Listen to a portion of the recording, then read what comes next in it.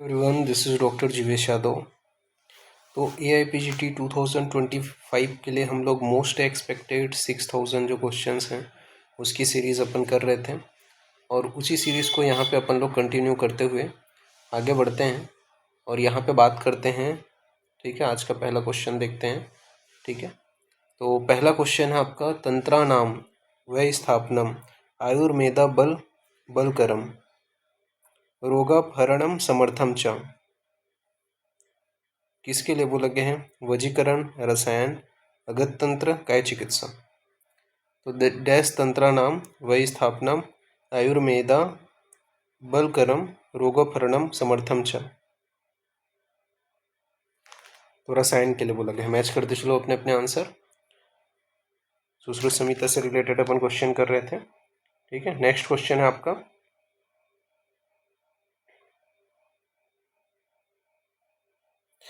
धन्वंतरी शब्द में धनु का क्या अर्थ होते हैं? चिकित्सा, रोग, शल्य, इनमें से कोई नहीं। तो धन्वंतरी शब्द में धनु का क्या अर्थ होते हैं? तो धन्वंतरी शब्द में धनु का अर्थ क्या होता है आपका? शल्य होते हैं। मैच करते चलो अपने अपने आंसर।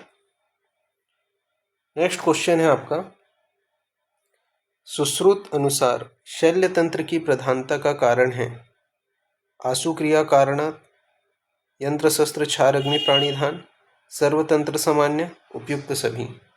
तो सुश्रुत अनुसार शल्य तंत्र की प्रधानता का कारण क्या है? तो सुश्रुत अनुसार शल्य तंत्र की प्रधानता का कारण क्या है? तो आशु क्रियाकरण। ठीक है, तो आशु क्रियाकरण होता है यंत्र शस्त्र क्षार प्राणिधान। ठीक है, तो यंत्र शस्त्र क्षार अग्नि प्राणिधान सर्व यंत्र सामान्य, ये तीनों जो गुण हैं वो आपके प्रधानता का कारण है। किसका?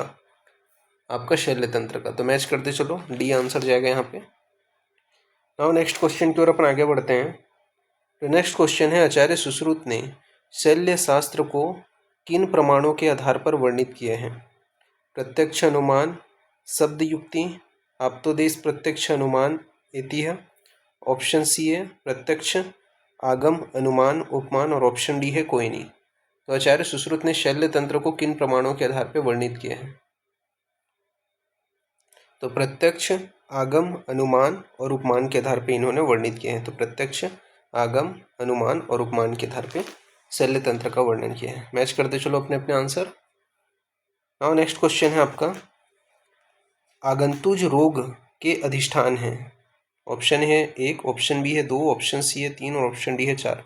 तो आगंतुज रोग का अधिष्ठान है कितना है बताओ? 9 में फाइनल आंसर बता रहा हूँ, अपने अपने आंसर में मैच कर दो। तो आगंतुज रोग का अधिष्ठान 2 है। मैच करते चलो अपने अपने आंसर। और नेक्स्ट क्वेश्चन की ओर आगे बढ़ते हैं। तो नेक्स्ट क्वेश्चन है, ब्रह्मा की स्थापना किस दिशा में करते हैं? पूर्व, पश्चिम, उत्तर, दक्षिण। तो ब्रह्मा की स्थापना किस दिशा में करते हैं? तो ब्रह्मा की स्थापना दक्षिण दिशा में करते हैं। मैच करते चलो अपने अपने आंसर। नाउ नेक्स्ट क्वेश्चन है आपका, सुश्रुत संहिता में चिकित्सा स्थान में कुल अध्यायों की संख्या 30, 40, 46, 66। सुश्रुत संहिता में चिकित्सा स्थान में कुल अध्यायों की संख्या कितनी है?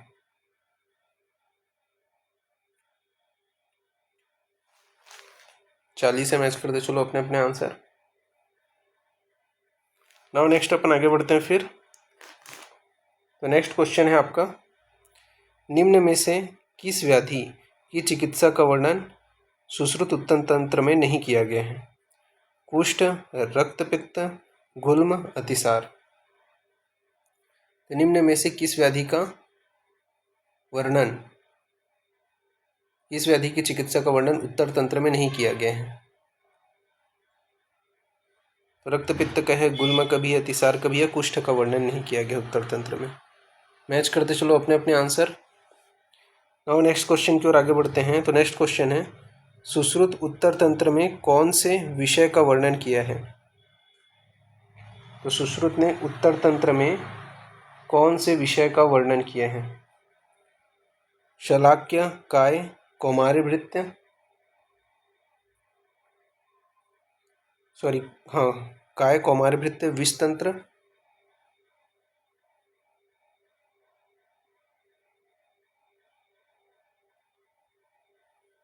बाकी आपके ऑप्शन है।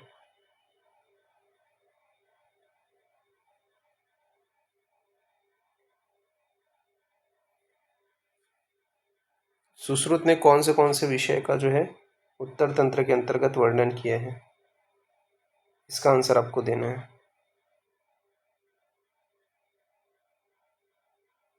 नाउ मैं फाइनल आंसर बता रहा हूँ, अपने अपने आंसर मैच करते चलो।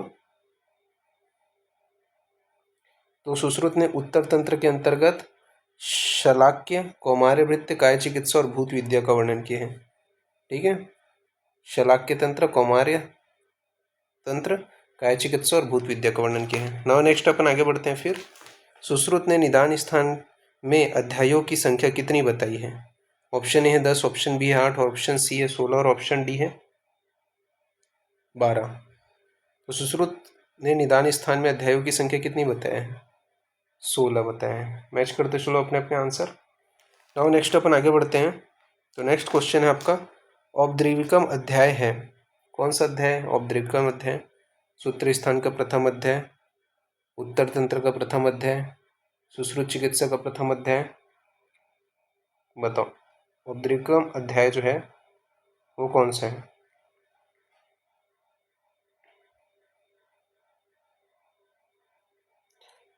तो औपद्रविकम जो अध्याय है वो आपके क्या है? उत्तर तंत्र का प्रथम अध्याय। मैच करते चलो अपने अपने आंसर। नाउ नेक्स्ट अपन आगे बढ़ते हैं। तो औषधियाँ मुख्य वैद्य द्वारा दी जाने पर डैश होते हैं, डैश समान घातक होते हैं।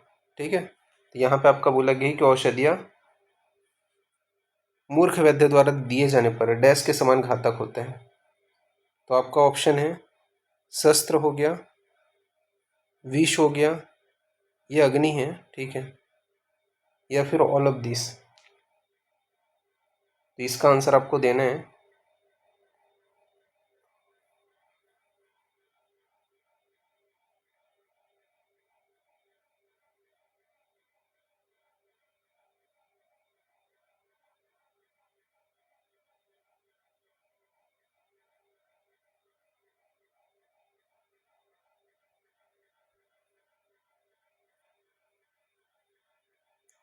तो आंसर क्या आ जाएगा आपका?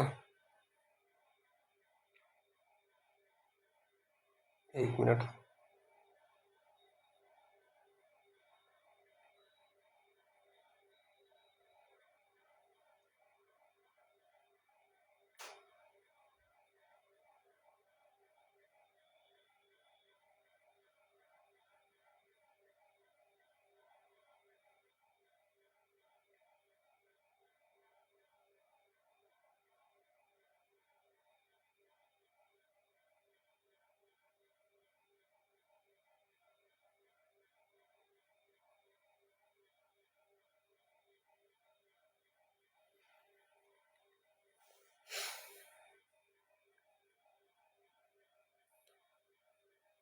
तो शस्त्र, अग्नि और विष तीनों के समान जो है घातक होता है। ऑल ऑफ दिस आंसर जाएगा। मैच करते चलो अपने अपने आंसर मूर्ख वैद्य द्वारा देने पर। और नेक्स्ट अपन आगे बढ़ते हैं। फिर तो नेक्स्ट क्वेश्चन है आपका,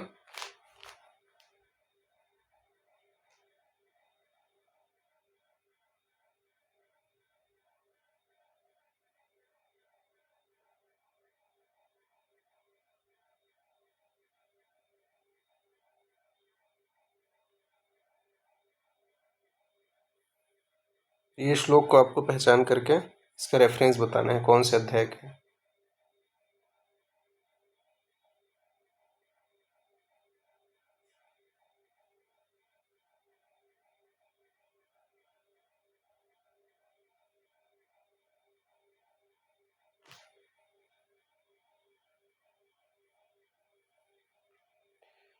तो क्वेश्चन क्या बोला गया आपका? यथा खरस्य चंदनम भारवाही भारस्य वेता न तु चंदनस्य। कौन से आपका? प्रभाषणी अध्याय का रेफरेंस है। मैच करते चलो अपने अपने आंसर। नाउ नेक्स्ट क्वेश्चन है आपका, वैद्य की तस्कर वृत्ति का वर्णन सुश्रुत संहिता के किस अध्याय में है? अध्याय 3rd, 4th, 5th, 4th 1। वैद्य की तस्कर वृत्ति का जो वर्णन है वो आपका सुश्रुत संहिता के सूत्र स्थान के 4th चैप्टर में है। मैच करते चलो अपने अपने आंसर। और नेक्स्ट अपन आगे बढ़ते हैं फिर, किस ऋतु में दूसरे दिन व्रण की पट्टी खोलना चाहिए? 4 ऑप्शन आपके, हेमंत शिशिर ग्रीष्म, शरद ग्रीष्म वर्षा, शरद हेमंत शिशिर, ग्रीष्म वर्षा हेमंत। तो शिशिर ग्रीष्म वर्षा में दूसरे दिन जो है पट्टी खोलना चाहिए। मैच करते चलो अपने अपने आंसर। शिशिर बोलता हूँ, शरद ग्रीष्म वर्षा में जो है दूसरे दिन पट्टी खोलना चाहिए। मैच करते चलो। नाउ नेक्स्ट क्वेश्चन है आपका, तिर्यक छेदन योग्य स्थान है? हस्तपाद, कुक्षी कक्षा, गुदमेढ़, उपरोक्त सभी। तो तिर्यक छेदन योग्य स्थान कौन सा है? तिर्यक छेदन योग्य जो स्थान है वो कौन सा आपका? कुक्षी कक्षा है। मैच करते चलो अपने अपने आंसर। और नेक्स्ट क्वेश्चन की ओर अपन आगे बढ़ते हैं। तो निम्न में से चिकित्सक के लिए श्रेष्ठ व्रण के लक्षण नहीं है? आयत, सूक्ष्म, सुविभक्त, निराश्रय।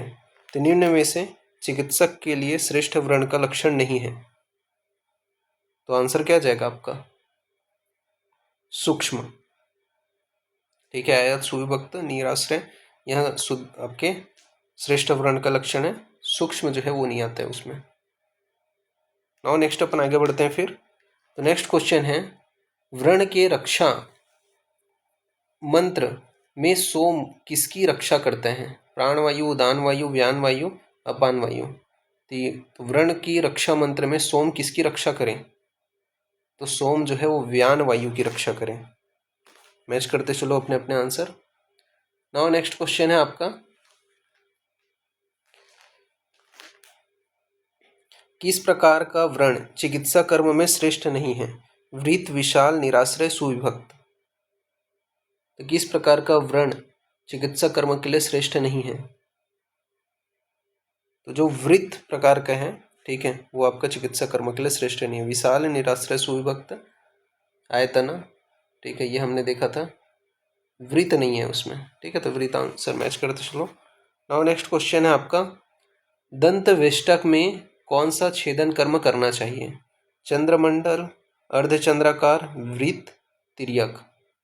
तो दंत वेष्टक में कौन सा छेदन कर्म करना चाहिए? तो तिर्यक छेदन करना चाहिए।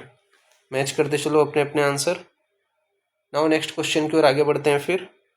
तो नेक्स्ट क्वेश्चन है, शस्त्र कर्म रोमों की किस दिशा में करना चाहिए? प्रतिलोम, अनुलोम, दोनों, तिर्यक।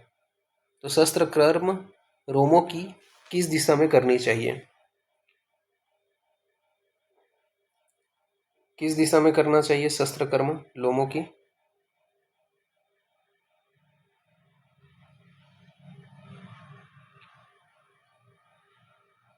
अनुलोम दिशा में। मैच करते चलो अपने अपने आंसर।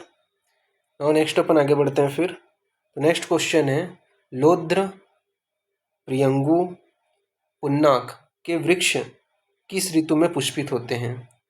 वसंत, शरद, प्राविट, हेमंत। तो लोद्र, प्रियंगु और पुन्नाक के वृक्ष किस ऋतु में पुष्पित होते हैं? तो लोद्र, प्रियंगु और पुन्नाक के जो वृक्ष हैं वो हेमंत ऋतु में पुष्पित होते हैं। मैच करते चलो अपने अपने आंसर।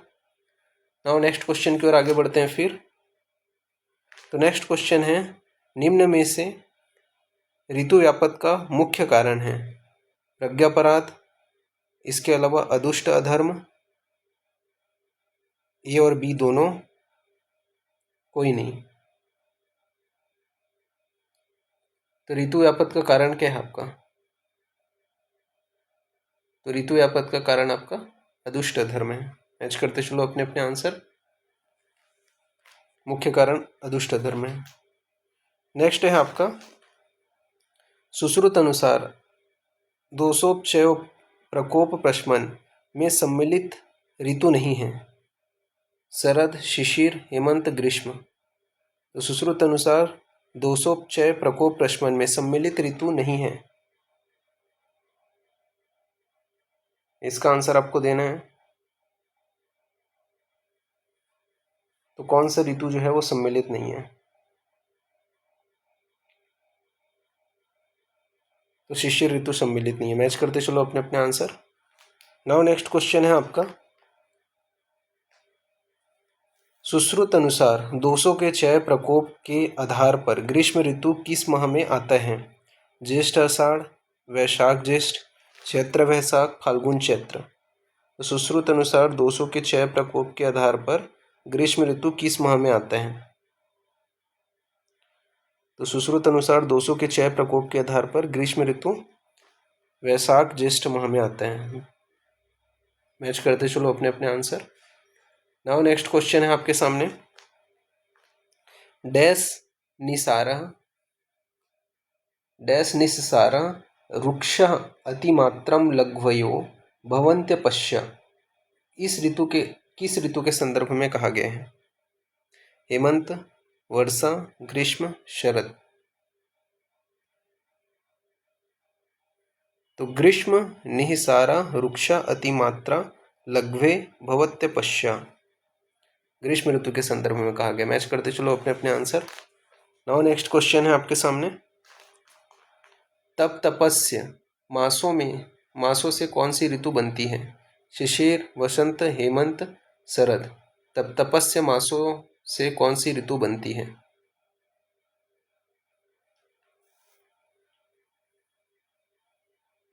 तो तप तपस्य मासों से शिशिर ऋतु बनती है। मैच करते चलो अपने अपने आंसर।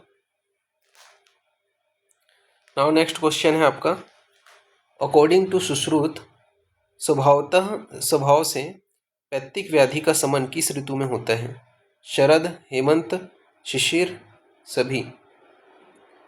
तो अकॉर्डिंग टू सुश्रुत स्वभाव से पैतृक व्याधि का शमन किस ऋतु में होता है?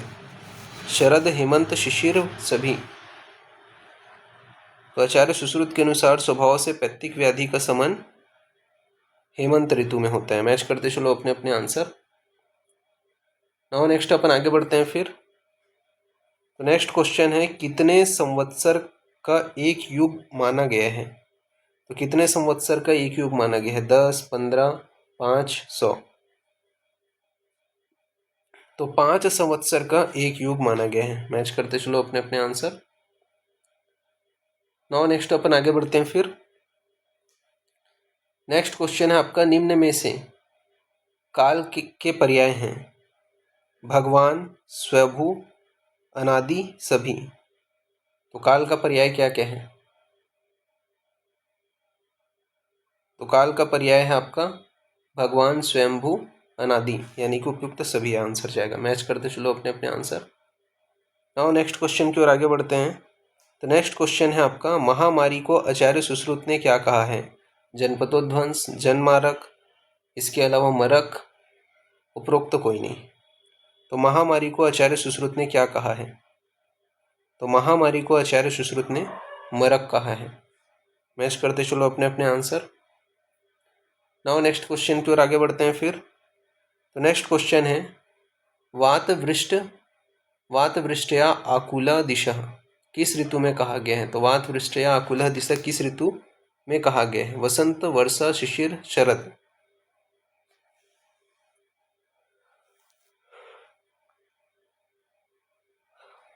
तो वात वृष्टया आकुला दिशा किस ऋतु में कहा गया है? शिशिर ऋतु में कहा गया। मैच करते चलो अपने अपने आंसर। नेक्स्ट क्वेश्चन की ओर आगे बढ़ते हैं फिर। तो नेक्स्ट क्वेश्चन है, एक युग कितने वर्ष का होता है? 100, 10, 50, 5। तो एक युग कितने वर्षों का होता है? तो एक युग जो होता है वो 5 वर्षों का होता है। मैच करते चलो अपने अपने आंसर। नाउ नेक्स्ट क्वेश्चन है आपका, पूर्वाहन में किस ऋतु के लक्षण मिलते हैं? हेमंत, शरद, वसंत, शिशिर। तो पूर्वाहन में किस ऋतु के लक्षण मिलते हैं? तो पूर्वाहन में वसंत ऋतु के लक्षण मिलते हैं। मैच करते चलो, पूर्वाहन में किस ऋतु के लक्षण मिलते हैं? वसंत ऋतु के। नाउ नेक्स्ट अपन आगे बढ़ते हैं फिर। तो नेक्स्ट क्वेश्चन है, सुश्रुत संहिता में किस ऋतु से ऋतु गणना शुरू की गई है? वसंत, हेमंत, शरद, शिशिर। तो सुश्रुत संहिता में किस ऋतु से ऋतु गणना शुरू की गई है? तो सुश्रुत संहिता में शिशिर ऋतु से ऋतु गणना शुरू की गई है। मैच करते चलो अपने अपने आंसर। सुश्रुत संहिता में क्या है? शिशिर ऋतु से ऋतु गणना शुरू की गई है। और नेक्स्ट अपन आगे बढ़ते हैं फिर। तो नेक्स्ट क्वेश्चन है आपका, डैश पाल्यति प्रजा, पित्त, त्रिदोष, रस, वायु। तो वायु पाल्यति प्रजा, आंसर क्या जाएगा? डी आंसर जाएगा। मैच करते चलो अपने अपने आंसर। नाउ नेक्स्ट क्वेश्चन की ओर आगे बढ़ते हैं। तो नेक्स्ट क्वेश्चन है, सुश्रुत अनुसार यंत्र दोष हैं 12, 20, 24, 16।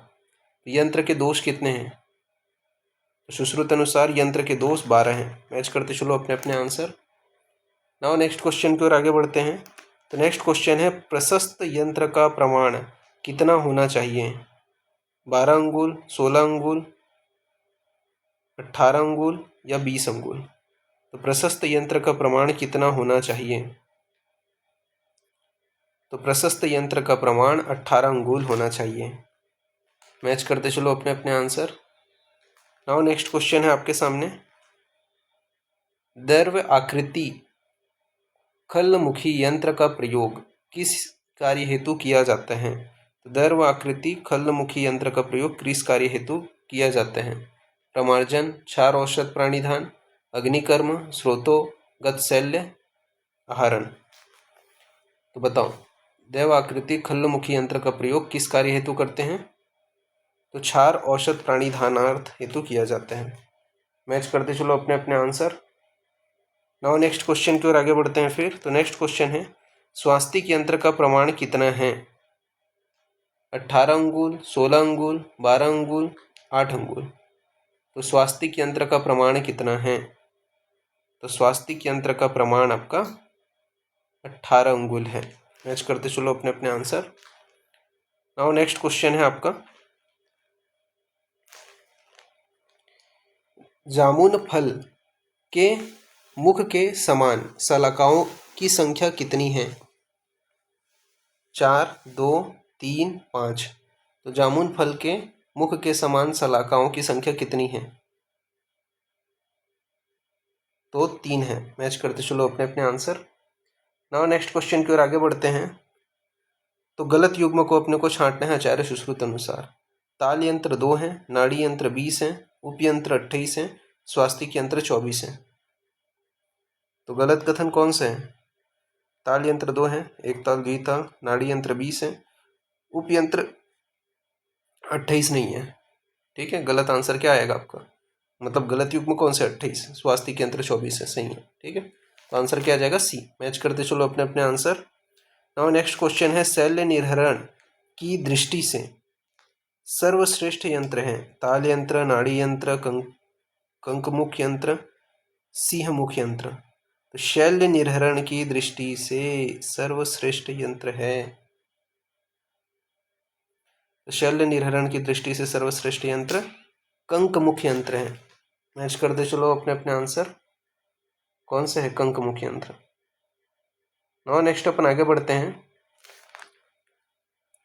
सुश्रुत अनुसार मसूर दाल मात्रा मुख शलाका का प्रयोग किस कार्य के लिए किया जाता है? चालन, व्यूहन, स्रोतोगत शल्य, उपरोक्त सभी। तो सुश्रुत मतानुसार मसूर दाल मात्रा मुख शलाका का प्रयोग किस कार्य हेतु किया जाता है या किस कार्य के लिए किया जाता है? तो सुश्रुत मतानुसार मसूर दाल मात्रा मुख शलाका का प्रयोग स्रोतोगत शल्य के लिए किया जाता है। मैच करते चलो अपने अपने आंसर। नाउ नेक्स्ट क्वेश्चन की ओर आगे बढ़ते हैं फिर। तो नेक्स्ट क्वेश्चन है आपका, गुड़ शल्य का निर्हरण किस यंत्र द्वारा करना चाहिए? सिंहमुख, कंकमुख, द्वीपमुख, व्याघ्रमुख। तो गुड़ शल्य का निर्हरण किस यंत्र द्वारा करना चाहिए? तो गुड़ शल्य का निर्हरण कंकमुख के द्वारा करना चाहिए। मैच करते चलो अपने अपने आंसर। नाउ नेक्स्ट क्वेश्चन है आपका, मूत्र वृद्धि यंत्र किस प्रकार का यंत्र है? तो मूत्र वृद्धि यंत्र किस प्रकार का यंत्र है? स्वास्तिक, संदंश, ताल, नाड़ी। तो मूत्र वृद्धि यंत्र किस प्रकार का यंत्र है? तो मूत्र वृद्धि यंत्र नाड़ी प्रकार का यंत्र है। मैच करते चलो अपने अपने आंसर। नाउ नेक्स्ट अपन आगे बढ़ते हैं फिर। तो नेक्स्ट क्वेश्चन है, निरुद्ध प्रकाश यंत्र एवं सन्निरुद्ध गुद यंत्र किस प्रकार के यंत्र हैं? स्वास्तिक, संदंश, ताल, नाड़ी। तो निरुद्ध प्रकाश यंत्र एवं सन्निरुद्ध गुद यंत्र किस प्रकार के यंत्र हैं? तो नाड़ी प्रकार के यंत्र है। मैच करते चलो अपने अपने आंसर। नाउ नेक्स्ट क्वेश्चन है आपके सामने, सरारी मुख शस्त्र का प्रमाण क्या है? 8 अंगुल, 6 अंगुल, 10 अंगुल, 5 अंगुल। तो सरारी मुख शस्त्र का प्रमाण क्या है? तो सरारी मुख शस्त्र का प्रमाण 10 अंगुल है। मैच करते चलो अपने अपने आंसर। नाउ नेक्स्ट क्वेश्चन है आपका, मंडलाग्र और करपत्र शस्त्र का प्रयोग किस कर्म में करना चाहिए? छेदन, वेदन, छेदन, भेदन, विस्त्रावण, ऐशन, छेदन, लेखन। तो मंडलाग्र और करपत्र शस्त्र का प्रयोग किस कर्म में करना चाहिए? तो मंडलाग्र और करपत्र शस्त्र का प्रयोग छेदन एवं लेखन कर्म में करना चाहिए। मैच करते चलो अपने अपने आंसर। नाउ नेक्स्ट अपन आगे बढ़ते हैं फिर। तो नेक्स्ट क्वेश्चन है आपका, विस्त्रावण कर्मार्थ किस शस्त्र का प्रयोग होता है? तो विस्त्रावण कर्मार्थ किस शस्त्र का प्रयोग होता है? अटिमुख, अंतर्मुख, कुशपत्र, उपरोक्त सभी। तो विस्त्रावण कर्मार्थ किस शस्त्र का प्रयोग होता है? तो अटिमुख, अंतर्मुख, कुशपत्र यानी कि सभी का, उपरोक्त सभी का जो है आपका प्रयोग होता है। मैच करते चलो अपने अपने आंसर। नाउ नेक्स्ट क्वेश्चन है आपका, सरशल्य के लिए पायना का प्रकार का प्रयोग होगा। तो सरशल्य के लिए पायना का, कौन सा पायना का प्रयोग करेंगे? क्षार, उदक, तैल, उपरोक्त सभी। तो सरशल्य के लिए किस पायना का प्रयोग करते हैं या प्रयोग होता है? तो सरशल्य के लिए क्षार पायना का प्रयोग होता है। मैच करते चलो अपने अपने आंसर। नाउ नेक्स्ट क्वेश्चन है आपका, सीरा वेधन हेतु पायना किससे करते हैं? तो सीरा वेधन हेतु पायना किससे करते हैं? क्षार, उदक, तैल, घृत। तो सीरा वेधन हेतु पायना किससे करते हैं? तो तैल से करते हैं। मैच करते चलो अपने अपने आंसर। सीरा वेधन के लिए तैल से। नाउ नेक्स्ट है आपका क्वेश्चन, अणुशस्त्रों की संख्या है 12, 13, 14, 15। तो अणुशस्त्रों की संख्या कितनी है? तो अणुशस्त्रों की संख्या 14 है। मैच करते चलो अपने अपने आंसर। नाउ नेक्स्ट क्वेश्चन है आपका, अग्रभाग पर मुड़ा हुआ शस्त्र है, वड़िश, दंत शंकु, उपरोक्त दोनों, उपरोक्त कोई नहीं। तो अग्रभाग पर मुड़ा हुआ शस्त्र है, कौन से है? तो आपका वड़िश तथा दंत शंकु, ये जो है अग्रभाग से मुड़ा हुआ शस्त्र है। तो आंसर क्या आ जाएगा आपका? दोनों। मैच करते चलो अपने अपने आंसर। नेक्स्ट क्वेश्चन की ओर अपन आगे बढ़ते हैं फिर। तो नेक्स्ट क्वेश्चन है, रुक्ष अरुण कर्कश स्थिरता निम्न में से किसका लक्षण है? तो रुक्ष अरुण कर्कश स्थिरता निम्न में से किसका लक्षण है? त्वग्दग्ध, मांसदग्ध, शीरादग्ध, संधिदग्ध। तो रुक्ष अरुण कर्कश स्थिरता किसका लक्षण है? तो रुक्ष अरुण कर्कश स्थिरता संधिदग्ध का लक्षण है। मैच करते चलो अपने अपने आंसर। नाउ नेक्स्ट अपन आगे बढ़ते हैं फिर। तो नेक्स्ट क्वेश्चन है, सुश्रुत मतानुसार दह कर्म के प्रकार हैं 3, 5, 4, 7। तो सुश्रुत मतानुसार दह कर्म के कितने प्रकार हैं? तो सुश्रुत मतानुसार दह कर्म के 4 प्रकार हैं। मैच करते चलो अपने अपने आंसर। नाउ नेक्स्ट क्वेश्चन है आपके सामने, सुश्रुत अनुसार संध्या अस्थि दग्ध में व्रणता किस तरह की होती है? तो सुश्रुत अनुसार संध्या अस्थि दग्ध में व्रणता किस तरह की होती है? कूर्म अस्थि व्रणता, कर्कश अस्थि व्रणता, सामान्य व्रणता या शुक्र व्रणता। तो सुश्रुत अनुसार संध्या अस्थि दग्ध में व्रणता किस तरह का होता है? तो कर्कश अस्थि व्रणता। मैच करते चलो अपने अपने आंसर। नाउ नेक्स्ट क्वेश्चन की ओर आगे बढ़ते हैं। तो धूमोपहत का चिकित्सा क्रम है वमन, कवल, शिरोविरेचन, अतिविधा, वमन, शिरोविरेचन, कवल, अतिविधा, वमन, अविधा, कवल, शिरोविरेचन, शिरोविरेचन, वमन, कवल, अविधा। तो धूमोपहत में क्या कराते हैं अपन लोग? वमन कराते हैं, फिर कवल कराते हैं, फिर शिरोविरेचन, फिर लास्ट में अविधा का प्रयोग करते हैं। तो अविधा ये आपका आंसर ए जाएगा। मैच करते चलो अपने अपने आंसर। नाउ नेक्स्ट क्वेश्चन है आपका, यहाँ पे बोला गया है व्रणम व्रणम गुड़ी व्रणम गुड़ुचि पत्रव्य छाद्येद दौथु वैके किस दग्ध की चिकित्सा के संदर्भ में है?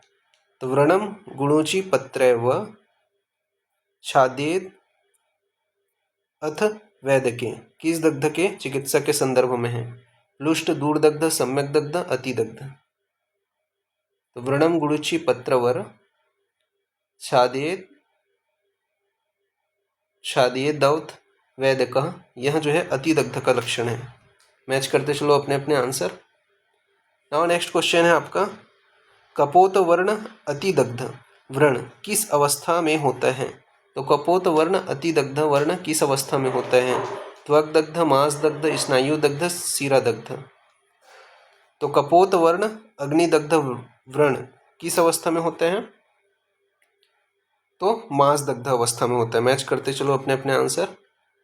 नाउ नेक्स्ट क्वेश्चन की ओर आगे बढ़ते हैं। फिर सुश्रुत अनुसार मांस दहन किससे किया जाता है? स्नेह से, पिपली से, लौह से, उपरोक्त कोई नहीं। तो सुश्रुत अनुसार मांस दहन किससे किया जाता है? तो सुश्रुत अनुसार मांस दहन लौह से किया जाता है। मैच करते चलो अपने अपने आंसर। नाउ नेक्स्ट क्वेश्चन है आपका, उष्ण वायु से दग्ध होने पर कौन सी चिकित्सा करनी चाहिए? स्निग्ध उपचार, उष्ण उपचार, रुक्ष उपचार, शीतल उपचार। तो उष्ण वायु से दग्ध होने पर कौन सी चिकित्सा करनी चाहिए? तो उष्ण वायु से दग्ध होने पर शीतल उपचार करना चाहिए। मैच करते चलो अपने अपने आंसर। नाउ नेक्स्ट क्वेश्चन है आपका, स्फोट तोद तीव्र दह किसका लक्षण है? तो स्फोट तोद तीव्र दह किसका लक्षण है? प्लुष्ट दग्ध, दूर दग्ध, सम्यक दग्ध, अतिदग्ध। तो स्फोट तोद तीव्र दह किसका लक्षण है? यह जो है आपका दूर दग्ध का लक्षण है। मैच करते चलो अपने अपने आंसर। तो स्फोट तोद तीव्र दह किसका लक्षण है? दूर दग्ध का लक्षण है। नाउ नेक्स्ट अपन आगे बढ़ते हैं। फिर तो नेक्स्ट क्वेश्चन है, उष्ण वात व कफ से दग्ध होने पर चिकित्सा करते हैं स्निग्ध, उष्ण, शीत, रुक्ष। तो उष्ण वात व अताप से दग्ध होने पर चिकित्सा करते हैं। तो उष्ण वात व अताप से दग्ध होने पर शीत चिकित्सा करते हैं। मैच करते चलो अपने अपने आंसर। नाउ नेक्स्ट क्वेश्चन है, सुश्रुत अनुसार संध्या अस्थि दग्ध में किस तरह की व्रणता होती है? शुक्र व्रणता, कूर्मास्थि व्रणता, सामान्य व्रणता, कर्कश अस्थि व्रणता। तो सुश्रुत अनुसार संध्या अस्थि दग्ध में किस तरह की व्रणता होती है? तो सुश्रुत अनुसार संध्या अस्थि दग्ध में कर्कश अस्थि व्रणता होती है। मैच करते चलो अपने अपने आंसर। नाउ नेक्स्ट क्वेश्चन है आपका, यकृत वर्ण शीघ्र पायनी किस जलौका का लक्षण है? यकृत वर्ण शीघ्र पायनी किस जलौका का लक्षण है? मूषिका, कपिला, शंकुमुखी, पुंडरीकमुखी। यकृत वर्ण शीघ्र पायनी किस जलौका का लक्षण है? शंकुमुखी जलौका का लक्षण है। मैच करते चलो अपने अपने आंसर। नाउ नेक्स्ट क्वेश्चन की ओर आगे बढ़ते हैं। फिर तो नेक्स्ट क्वेश्चन है, सुश्रुत अनुसार निम्नलिखित में से कौन सा कर्बूरा जलौका का एक लक्षण है? अंजन चूर्णवत, छिन्नोन्नत कुक्षी, गोवृषणवत अधोभाग, कृष्णमुखी। तो सुश्रुत अनुसार निम्नलिखित में से कौन सा कर्बूरा जलौका का एक लक्षण है? तो सुश्रुत मतानुसार छिन्न उन्नत कुक्षी कर्बूरा जलौका का लक्षण है। मैच करते चलो अपने अपने आंसर। नाउ नेक्स्ट क्वेश्चन है आपका, सविस जलौका की चिकित्सार्थ प्रयुक्त महागत का किस कर्म हेतु प्रयोग करना चाहिए? पान, आलेप, नस्य, उपरोक्त सभी। तो सविस जलौका की चिकित्सार्थ प्रयुक्त महागत का किस कर्म हेतु प्रयोग करना चाहिए? तो पान, आलेप व नस्य के रूप में प्रयोग करना चाहिए महागत का। मैच करते हो उपयुक्त सभी आंसर जाएगा यहाँ पे। नाउ नेक्स्ट क्वेश्चन है आपका, परम सुकुमारो अयः शोणित अवसेचनोपयो अभिहितो डैश किसके संबंध में है? प्रच्छान, जलौका, श्रृंग, शिरावेधन। तो परम सुकुमारो अयम शोणित अवसेचनो पयो अभिहिता, यह जो है आपका जलौका के संदर्भ में बताया गया है। मैच करते चलो अपने अपने आंसर। नाउ नेक्स्ट क्वेश्चन है आपका, देहस्य रुधिरम मूलम रुधिरेण धार्येत तथा कथा, यह जो है कथन है चरक का, वांगभट का, सुश्रुत का, सारंगधर का। तो देहस्य रुधिरम मूलम रुधिरेण धार्येत, यह जो है आचार्य सुश्रुत का कथन है। मैच करते चलो अपने अपने आंसर। नाउ नेक्स्ट क्वेश्चन है आपका, अनिष्ट पिपलिका नाम किस दोष से दूषित रक्त का लक्षण है? वात, पित्त, कफ, त्रिदोष। तो अनिष्ट पिपलिका नाम किस दोष से दूषित रक्त का लक्षण है? तो अनिष्ट पिपलिका नाम पित्त दोष से दूषित रक्त का लक्षण है। मैच करते चलो अपने अपने आंसर। नाउ नेक्स्ट क्वेश्चन है आपका, रक्त में विस्तृता किसका गुण है? जल, आकाश, अग्नि, पृथ्वी। तो रक्त में विस्तृता किसका गुण है? तो रक्त में विस्तृता जो है वो आपका पृथ्वी का गुण है। मैच करते चलो अपने अपने आंसर। नाउ नेक्स्ट क्वेश्चन है आपका, सुश्रुत ने हृदय से निकलने वाली कितनी धमनियां मानी हैं? 8, 10, 24, 32। तो सुश्रुत ने हृदय से निकलने वाली कितनी धमनियां मानी हैं? तो सुश्रुत ने हृदय से निकलने वाली 24 धमनियां मानी है। मैच करते चलो अपने अपने आंसर। नाउ नेक्स्ट क्वेश्चन है आपका, रक्त में लघुता किसका गुण है? पृथ्वी, जल, वायु, आकाश। तो रक्त में लघुता किसका गुण है? तो रक्त में लघुता आकाश का गुण है। मैच करते चलो अपने अपने आंसर। नाउ नेक्स्ट क्वेश्चन है आपका, आचार्य सुश्रुत के अनुसार रस धातु से शुक्र बनने तक का समय 18,000 का कला, 12,000 कला, 16,080 कला, 18,090 कला। तो आचार्य सुश्रुत के अनुसार रस धातु से शुक्र धातु बनने तक का जो समय है वो क्या है? 18,090 कला।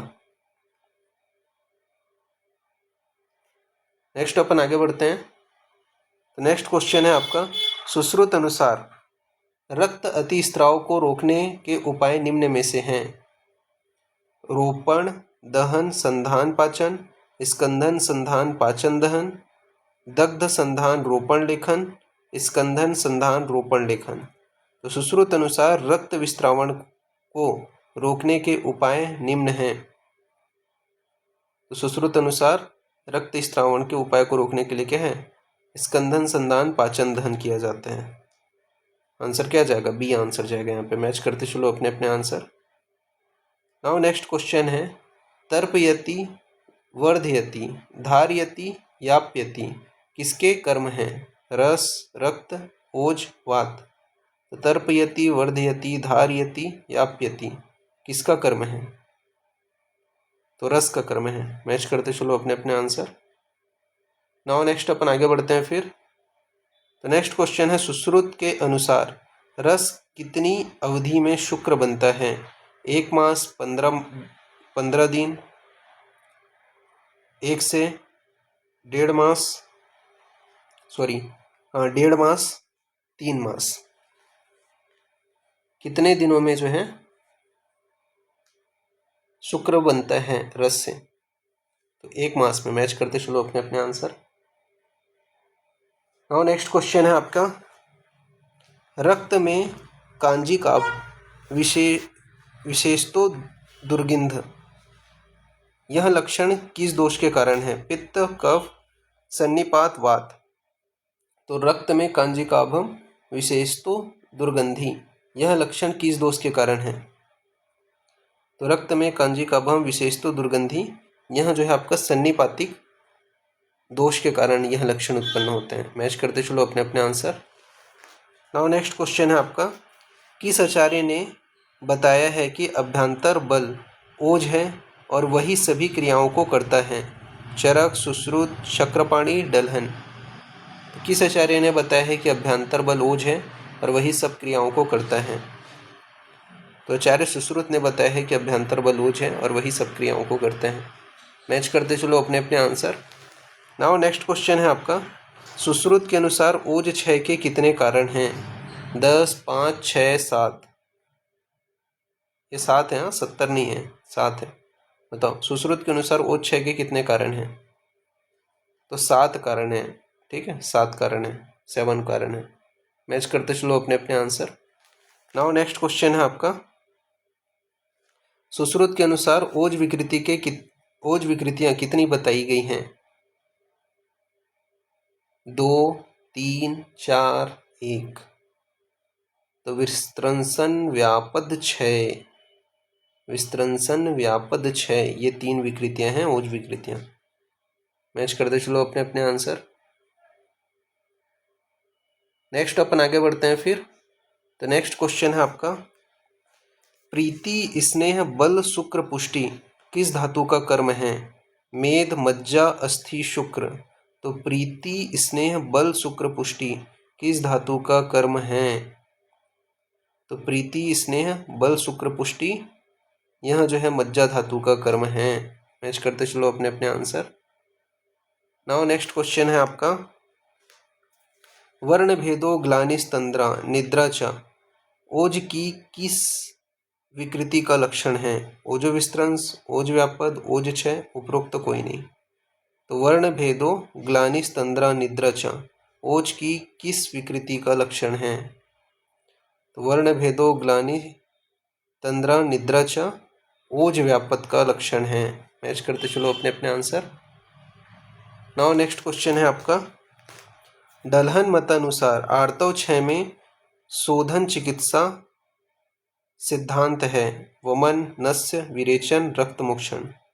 दलहन मतानुसार आर्तव 6 में शोधन चिकित्सा सिद्धांत है। तो दलहन मतानुसार आर्तव 6 में शोधन चिकित्सा सिद्धांत कौन सा है आपका? वमन है। मैच करते चलो अपने अपने आंसर। नेक्स्ट अपन आगे बढ़ते हैं फिर। तो क्षीर वस्ती एवं मेध्य अन्न का सेवन किसकी चिकित्सा हेतु निर्दिष्ट है? आर्तव क्षय, स्तन्य क्षय, मूत्र क्षय, गर्भ क्षय। तो क्षीर वस्ती एवं मेध्य अन्न का सेवन किसकी चिकित्सा हेतु निर्दिष्ट है? तो क्षीर वस्ती एवं मेध्य अन्न का सेवन गर्भ क्षय की चिकित्सा हेतु निर्दिष्ट है। मैच करते चलो अपने अपने आंसर।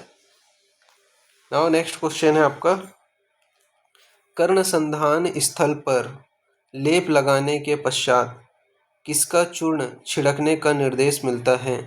हरिद्र चूर्ण, मधुयष्टि चूर्ण, कपाल चूर्ण, गुग्गुल चूर्ण। तो कर्ण संधान स्थल पर लेप लगाने के पश्चात किस चूर्ण छिड़कने का निर्देश मिलता है?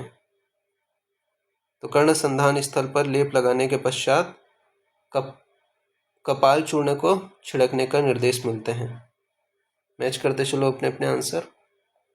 और नेक्स्ट क्वेश्चन है आपका, स्थूल अणु सम विषम पालित डैश निर्वेधिम, व्यायोजिम, गंडकर्ण, असंगिम। तो स्थूल अणु सम विषम पालित, तो स्थूल अणु सम विषम पालित व्यायोजिम के लिए बोला गया। मैच करते चलो अपने अपने आंसर। नाउ नेक्स्ट क्वेश्चन है आपका, नाड़ी व्रण की उत्पत्ति डैश की उपेक्षा से होती है? आम शोफ, पच्यमान शोफ, पक्व शोफ, उपरोक्त सभी। तो नाड़ी व्रण की उत्पत्ति डैश की उपेक्षा से होती है? तो पक्व शोफ की जब उपेक्षा करते हैं तो नाड़ी व्रण की उत्पत्ति होती है। मैच करते चलो अपने अपने आंसर। नाउ नेक्स्ट क्वेश्चन की ओर आगे बढ़ते हैं फिर। तो नेक्स्ट क्वेश्चन है आपका, आगंतुक शोफ में किन दोषों का आधिक्य होता है? वातज पित्तज, पित्त कफज, वात रक्त, पित्त रक्त। तो आगंतुक शोथ में किस दोष की अधिक्यता होती है? तो आगंतुक शोथ में पित्त रक्त की अधिकता होती है। मैच करते चलो अपने अपने आंसर। नाउ नेक्स्ट क्वेश्चन है आपका, वेदोपशांति अश्रिक प्रसादो मार्दवम च, यह लाभ निम्नलिखित किस कर्म के द्वारा प्राप्त किया जाता है? पत्रदान, निर्वापण, इसके अलावा अविपरीत बंधन, रक्त मोक्षण। तो वेदनोपशांति अश्रिक प्रसादो मार्दवम च, यह लाभ निम्नलिखित किस कर्म के द्वारा प्राप्त किया जाता है? तो अविपरीत बंधन के द्वारा प्राप्त किया जाता है। मैच करते चलो अपने अपने आंसर। सॉरी, अविपरीत बंध के द्वारा। मैच करते चलो। नाउ नेक्स्ट क्वेश्चन है आपका, सुश्रुत ने किस बंध का उल्लेख नहीं किया है? वितान, उत्संग, प्रतोली, मंडल। सुश्रुत ने किस बंध का उल्लेख नहीं किया है? तो सुश्रुत ने उत्संग जो बंध है उसका उल्लेख नहीं किया है, बाकी वितान, प्रतोली, मंडल ये सब बताए हैं, तो उत्संग नहीं बोले हैं। मैच करते चलो। नेक्स्ट अपन आगे बढ़ते हैं फिर। तो नेक्स्ट क्वेश्चन है आपका, निम्न में से व्रण बंधन के द्रव्य कौन सा है? तो निम्न में से व्रण बंधन का द्रव्य कौन सा है? क्षौम, इसके अलावा दुकूल, संतानिका, उपरोक्त सभी। तो आपका क्षौम, दुकूल, संतानिका ये सभी के हैं आपके व्रण बंधन के द्रव्य हैं। तो आंसर क्या आ जाएगा? उपरोक्त सभी। नेक्स्ट अपन आगे बढ़ते हैं फिर। तो नेक्स्ट क्वेश्चन है, आचार्य सुश्रुत अनुसार लेप का प्रमाण आर्द्र माहिष्यर्मोत्सेद, त्रिभाग, अंगुल, अष्टोदर प्रमाण, स्वपाणी तल। तो आचार्य सुश्रुत अनुसार लेप का प्रमाण कितना होना चाहिए? तो आर्द्र महिष्यर्म उत्सेद के बराबर होना चाहिए। तो आर्द्र महिष्यर्म उत्सेद के बराबर क्या है आपका? लेप का प्रमाण होना चाहिए सुश्रुत के अनुसार। मैच करते चलो अपने अपने आंसर। नाउ नेक्स्ट क्वेश्चन की ओर अपन आगे बढ़ते हैं फिर। तो नेक्स्ट क्वेश्चन है आपका, सो उच्छ्वास डैश स्मृता किस बंध के संदर्भ में कहा गया है? गाढ़, शिथिल, सम, उपरोक्त सभी। तो सो उच्छ्वास डैश स्मृता किस बंध के संदर्भ में कहा गया है? तो सो उच्छ्वासो शिथिल स्मृता। आंसर क्या आ जाएगा आपका? शिथिल बंधन के लिए कहा गया है। नेक्स्ट अपन आगे बढ़ते हैं फिर। नेक्स्ट क्वेश्चन है आपका, विकेशिका के अति स्निग्ध होने पर क्या परिणाम होता है? क्लेद उत्पत्ति, छेदन, घर्षण, सारंभ। तो विकेशिका के अति स्निग्ध होने पर क्या परिणाम होता है? तो विकेशिका के अति स्निग्ध होने पर क्लेदों की उत्पत्ति होती है। मैच करते चलो अपने अपने आंसर। नाउ नेक्स्ट क्वेश्चन है आपका, व्रण से पूय किस प्रकार निकलना चाहिए? अनुलोम रूप से, प्रतिलोम रूप से, उपरोक्त दोनों, उपरोक्त कोई नहीं। तो व्रण से पूय किस प्रकार से निकलना चाहिए? तो व्रण से पूय अनुलोम रूप से निकलना चाहिए। मैच करते चलो अपने अपने आंसर। नाउ नेक्स्ट क्वेश्चन है आपका, स्तनों के मध्य में कौन सा बंधन बांधते हैं? स्वास्तिक, मंडल, वितान, पंचांगी। तो स्तनों के मध्य में कौन सा बंधन बांधते हैं? तो स्तनों के मध्य में जो है स्वास्तिक बंधन बांधा जाता है। मैच करते चलो अपने अपने आंसर। नाउ नेक्स्ट क्वेश्चन है आपका, व्रणित को धूप कितने दिनों तक देते हैं? 7, 10, 15, 21। तो व्रणित को धूपन कितने दिनों तक देते हैं? तो व्रणित को धूपन 10 दिनों तक देते हैं। मैच करते चलो अपने अपने आंसर। फिर उसके बाद में लास्ट क्वेश्चन है, सुश्रुत के अनुसार व्रणित का सिर किस दिशा में होना चाहिए? पूर्व, पश्चिम, उत्तर, दक्षिण। तो सुश्रुत के अनुसार व्रणित का सिर किस दिशा में होना चाहिए? तो सुश्रुत के अनुसार व्रणित का जो सिर है वो कहाँ आपके? पूर्व दिशा में होना चाहिए। ठीक है, मैच करते चलो अपने अपने आंसर।